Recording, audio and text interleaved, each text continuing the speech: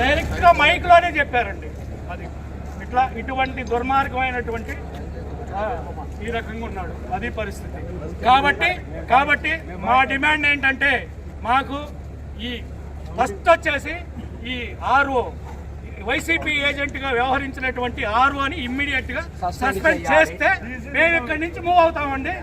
Next counting లోకి వెళ్తాం, recounting పెట్టి. లేదంటే మాత్రం ఎన్ని రోజులైనా ఇక్కడే ఉంటాం, మేము ఇక్కడే నిద్రాహారాలు మానుకొని ఇక్కడే ఈ రోడ్డు మీద ఉంటామండి.